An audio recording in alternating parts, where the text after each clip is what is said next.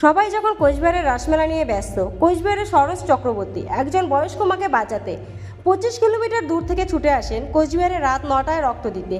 65 বছর বয়স্ক অসুস্থ মাকে কোচবিহার বেসরকারি নার্সিংহোমে ভর্তি করা হয়েছে। ডাক্তারবাবু পরিবারকে জানান, ওনাকে বাঁচাতে এবি নেগেটিভ রক্তের খুব প্রয়োজন। শরীরে অনেক রক্ত কমে গিয়েছে। পরিবারের পক্ষ থেকে বিভিন্ন জায়গায় ছোটাছুটি করে অবশেষে আস্থা ফাউন্ডেশনের সদস্যের সাথে যোগাযোগ করেন। আস্থা ফাউন্ডেশনের সদস্য শঙ্কর রায় এবং সুমন ভাইয়ের যৌথ উদ্যোগে 1 ইউনিট রক্ত পরিবারের হাতে তুলে দেওয়া হয়।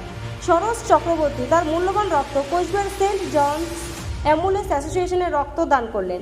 আস্থা ফাউন্ডেশনের পক্ষ থেকে ভাইকে রক্তযোদ্ধা সম্মানিত করা হয়। আস্থা ফাউন্ডেশনের পক্ষ থেকে একটি মেমোন্টো, একটি সার্টিফিকেট তুলে দেওয়া হয়। আপনারা দেখছেন দ্য বেঙ্গল টাইম, সরাসরি লিমা রয়ের রিপোর্ট। এই ভাইকে, দাদাকে রক্তযোদ্ধা সম্মান সার্টিফিকেট মেমোন্টো তুলে দিচ্ছে।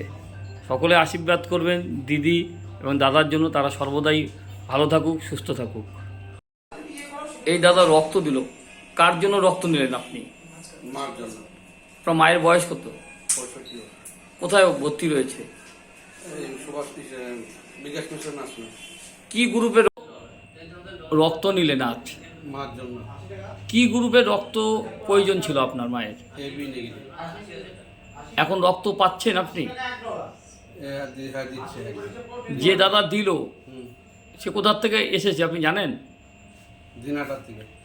যে দাদা রক্ত দিল তার জন্য কি বলবেন? রক্ত আর কি রক্ত দিলে আমাকে দিল আমার মাকে। আপনার মায়ের বয়স কত? 65 বছর। আপনার নাম কি? দেবাশিস দত্ত। কোন আশ্রমে ভর্তি রয়েছে? স্বস্তি।